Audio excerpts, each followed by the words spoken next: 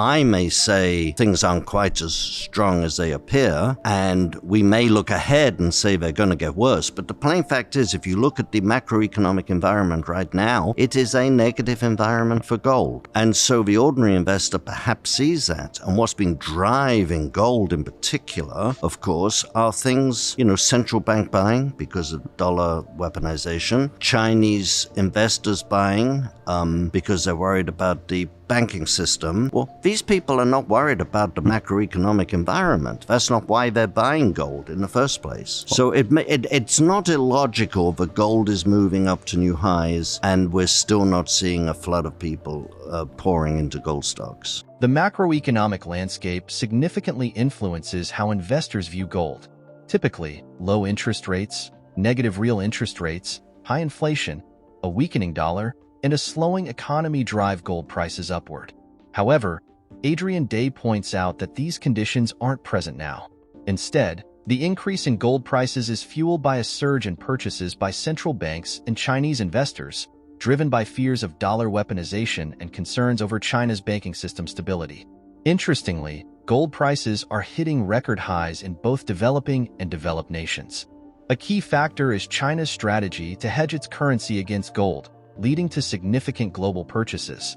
The People's Bank of China, PBOC, controls gold imports through quotas for commercial banks and emerged as the largest official sector buyer in 2023, purchasing a net total of 7.23 million ounces, 224.9 metric tons, the highest annual acquisition since at least 1977, according to the World Gold Council.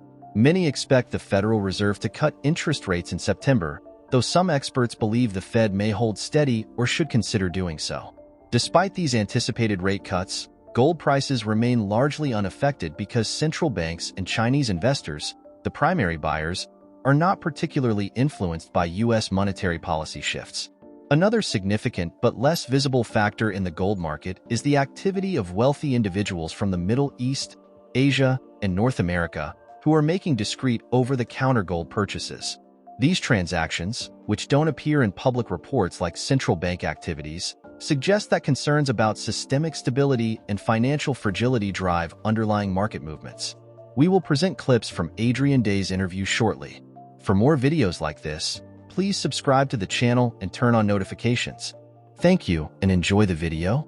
I think the plain fact is that, if you look at the macroeconomic environment and look at the things that drives gold, lower interest rates or negative real interest rates and higher inflation and weaker dollar and softer economy, meaning the Fed's going to start cutting rates. I don't think the gold prices, I may be wrong, but I don't think the gold price is pricing in rate cuts at the moment. Again, because look who's buying. It's central banks who are buying. They don't care what the Fed does about rate cuts. It's Chinese buyers. They don't even know what the Fed does about rate cuts. There's also clearly some additional buying when you add up the numbers. You look at the central bank buying, which is reported, the Chinese buying, where you have very good numbers from the Shanghai Exchange and from Hong Kong imports into China. And you have Chinese gold production, of course, which all goes to the central bank. But in terms of a consumer in China, it's the Shanghai Exchange and it's Hong Kong imports. You look at those numbers and then you look at the ETFs and you look at the outflows from the ETFs. There's a missing component, right? There's a missing component, and the missing component, discerning, intelligent, but wealthy. A few wealthy individuals and families in the Middle East, in Asia, and also in North America, but a few wealthy individuals who are buying gold over the counter. So the individual trades are not getting reported, right, in a way that individual central bank purchases and sales are being reported. They're not being reported, but this is OTC, over-the-counter buying of gold, and that's what's driving gold. And I don't think those people are buying because of Federal Reserve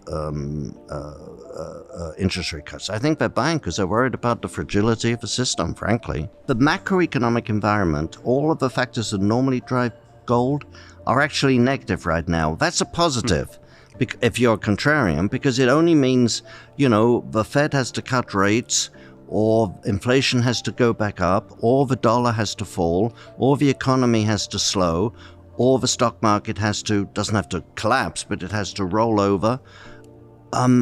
Are any of those things possible in the next 6 months? I would say absolutely overwhelmingly, yes. So when the macroeconomic environment starts to shift, investors will turn, ordinary investors and small institutions will turn towards gold. The U.S. inflation rate has significantly decreased from over 9% 2 years ago to around 3% today.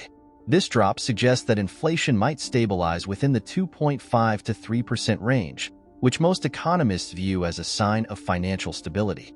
Despite this positive trend, the Federal Reserve is likely to approach any interest rate adjustments cautiously. When the Fed's Federal Open Market Committee, FOMC, meets on September 17th to 18th, they might signal a possible future rate cut rather than an immediate change. If the Fed fails to act on its policy adjustments in July or September, it could be seen as another blunder, compounding the criticism it faced for its slow response to inflation in 2021. This hesitation could further undermine the Fed's credibility. Adding to the complexity, Adrian highlights a looming concern about the potential for interest payments on government debt to surpass a staggering $1 trillion. This significant fiscal burden might spark heated political discussions, adding another layer of pressure on the Fed as it navigates its decision-making process. Let's return to the interview. I think it's important. Sometimes if you put it into a human story term, it's easy to understand. You know, the individual the family that bought a used car, 5 or 6 years ago, and they probably paid, I don't know what used car loan rates are, to be honest with you, but let's say LIBOR plus 5. Would that be reasonable? Probably sounds about right. Yeah. So 7 years ago, they would have paid 6%. Now that clunker is dead, and the family has to go out and buy a new car. Well, now LIBOR plus 5 is, 10%. Yeah. So the rate that they are paying has just gone up. The monthly payment has just gone up dramatically. And this is a family that might be living, paycheck to paycheck. So they could just about make the paycheck, the payment on the last car. Now it's suddenly gone up by 60, 70%. The company that borrowed money 5 years ago at LIBOR plus 2, 2.5 plus 2, they were borrowing a good quality, a good credit 4 years ago, 5 years ago, could borrow 4.5%, 5%. Now they're borrowing at 8, 9%. I mean, and that money is going to roll over. So the higher for longer mantra, the longer we go on with interest rates where they are, then the more households, the more corporations who may be good credits or they may be poor credits, but the more households and corporations suddenly come into the new higher interest rate environment. I mean, if a company, let's say a company termed out all their debt 5 years ago, the higher interest rates haven't affected them until their debt matures, and they have to roll it over. Then it suddenly affects them all at once. So, I mean, the Fed is in a very difficult position. Jerome Powell, clearly, we know this anecdotally from people who know him, Jerome Powell is concerned about his legacy.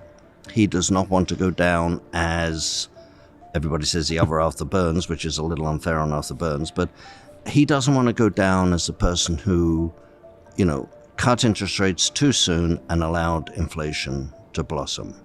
And I suspect that if Jerome Powell keeps interest rates higher a little longer than he should, but manages to bring inflation down, he can retire when it's time for him to step down. Even if the economy is in a little worse shape and unemployment is a little bit higher, he can say, I killed inflation. The truth is he cannot kill inflation in the way that Volcker did. We forget when Volcker came in, the Fed funds rate was already double digits. So Arthur Burns wasn't quite so bad. It was well, there was Miller between the two, but so we already had the Fed funds rate, I think, at 12%, but it was certainly double digits when Volcker came in, and Volcker doubled them, more or less doubled. Powell simply cannot double rates from now. I mean, he got way ahead of inflation, Volcker. We simply can't do that right now because of the debt in the economy. As central banks increase their gold purchases, we can expect significant impacts on the gold market. In 2023 alone, 1,037 tons of gold were bought, with 29% of central banks planning to add more reserves in the coming year. This robust demand is likely to drive gold prices higher. Major players, including India, are actively increasing their holdings, which will likely support gold's value even amid volatile economic conditions.